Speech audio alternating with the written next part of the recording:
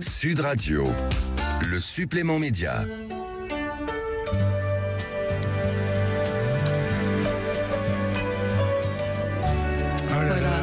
Générique qui résonne, évidemment, qui rappelle énormément de souvenirs. Patrick Brion, bonjour. Bonjour. Merci d'être avec nous ce matin pour évoquer le cinéma de minuit, ce cinéma de minuit que vous avez créé en mars 76. Rendez-vous mythique, rendez-vous incontournable de la télévision française. Déjà, comment allez-vous, Patrick Brion ? Ça va.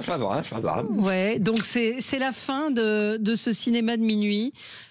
Pourquoi ? Enfin, en tout cas, c'est la fin de moi, le présenteur.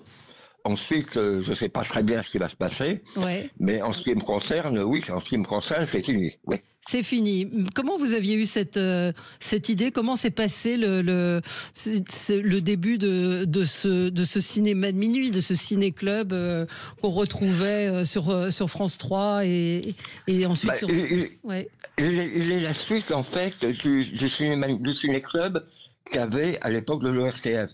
À l'époque de l'ORTF, j'avais créé, sous la houlette de Pierre Chabag, le ciné-club de la deuxième chaîne. Au moment de l'éclatement de l'ORTF, à la suite de la loi scélérate de Giscard d'Estaing, je me suis trouvé sur France 3. Au départ, il n'y avait pas de ciné-club, il y avait 4 films en batterie à 20h30, ce qu'on appelle le prime time, mais il manquait une case pour diffuser des films en version originale, des films anciens ou des films muets. Donc petit à petit, grâce à Claude Contamine, qui était notre président, et à Maurice Cazeneuve, qui dirigeait les programmes, on a créé ce cinéma de minuit, donc en 76. Alors est-ce qu'aujourd'hui ces films ne sont pas devenus désuets ? Est-ce que parce qu'on sait très bien que le noir et blanc est maintenant un repoussoir, est-ce que finalement tous ces films sont pas en train de disparaître ? Qui connaît Greta Garbo entre nous dans le grand public, j'entends Patrick. Écoutez, comme dit Gilles Godard, qui a souvent raison, ce ne sont pas des vieux films, ce sont des films anciens. Ouais. Je ne vois pas du tout pourquoi les gens s'écraseraient dans des expositions de peinture où il n'y a jamais eu autant de monde, s'écraseraient au Louvre, iraient à l'opéra et seraient incapables de voir un film de Fritz Lang ou un film de Clarence Brown avec Greta Garbo. C'est l'idée. On a fait croire aux gens que le noir et blanc était insupportable. C'est pas vrai du tout. Non, il y a des films formidables, effectivement. Les Enfants du Paradis, il y a plein de films en noir et blanc. Alors, on les a colorisés aussi pour les rendre plus accessibles. C'est une monstruosité. Et regardez, en ce qui concerne la photographie, beaucoup de gens de grand talent reviennent à la photographie en noir et blanc. Absolument. Puis regardez The Artist qui a fonctionné. Oui, absolument. Vous avez présenté plus de 2000 films, c'est ça, du cinéma muet aux années 70. Vous êtes l'un des plus grands spécialistes peut-être du cinéma aujourd'hui. Il y a des domaines dans le domaine du cinéma que je connais bien, oui. Oui, ça c'est sûr. Alors, ce qui a fait la particularité, Valérie, du cinéma de minuit, c'est aussi votre voix et votre narration. Je vous propose d'écouter un cinéma de minuit qui était consacré au film Fricks. C'est à la demande personnelle d'Irving Thalberg, alors à la tête de la production de la MGM, que Todd Browning tourna Fricks.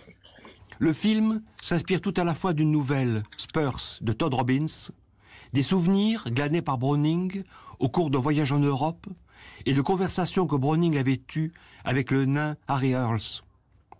Harry Earls, à qui Browning confie le rôle de Hans dans Fricks, avait déjà été son interprète dans le Club des Trois, dans lequel on le voyait par moments personnifier un bébé. Vous aviez ce ton, ce phrasé très très particulier. Vous vous souvenez de cette présentation ?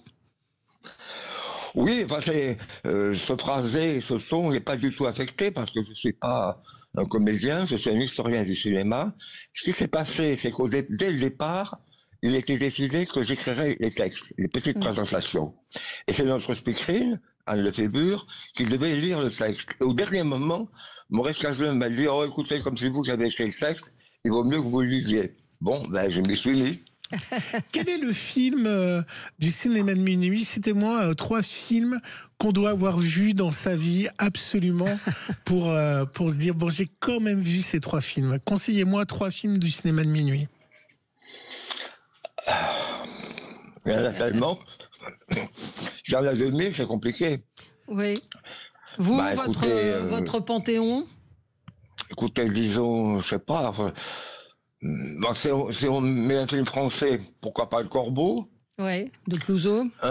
Oui, un film italien. Film italien, il y en a tellement. Bon, film italien, passons. Bah, disons 2 films américains. Oui. Pourquoi pas Le Portrait de Dorian Gray? Oui. Film qui est aussi superbe.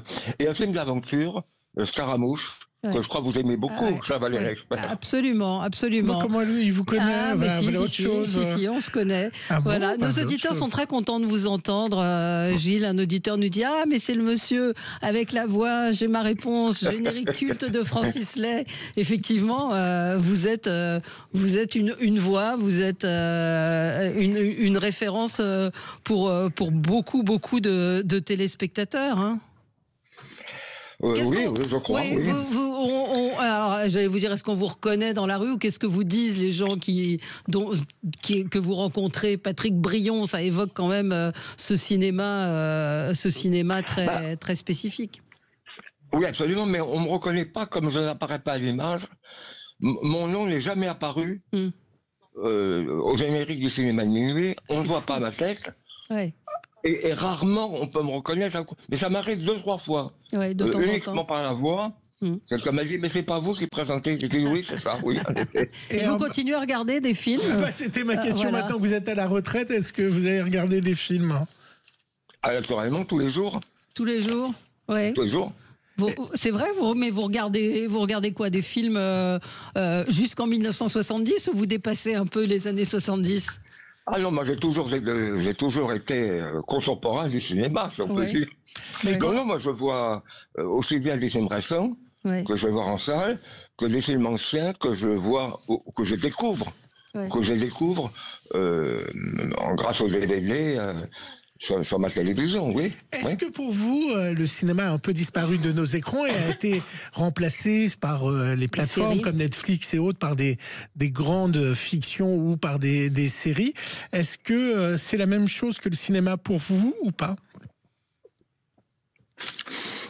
C'est pas tout à fait la même chose, mais c'est vrai qu'il y a une grande mutation. La série, dans les années 70, où la série est un peu oubliée. La série maintenant est revenue en force, notamment à la télévision. Il y a moins de films à la télévision qu'avant. Ouais. Bon, mais alors il y a une possibilité de les voir sur les plateformes, mais c'est compliqué. D'abord, je pense que sur les plateformes, on voit pas tout. Moi, il y a des amis qui m'ont dit, oh, tu verras en DVD, il y aura tout. Non, il n'y a pas du tout en DVD. C'est pas vrai. Il faut. Et puis moi, je pense surtout, si vous voulez, aux nouvelles générations. Bien sûr. J'ai de nombreux petits-enfants, donc je pense aux nouvelles générations qui n'ont pas vu certains films. Il faut pouvoir les montrer. Il faut reprendre ce bâton de pèlerin et leur montrer les films, de même qu'on cherchait à les montrer dans les années 50.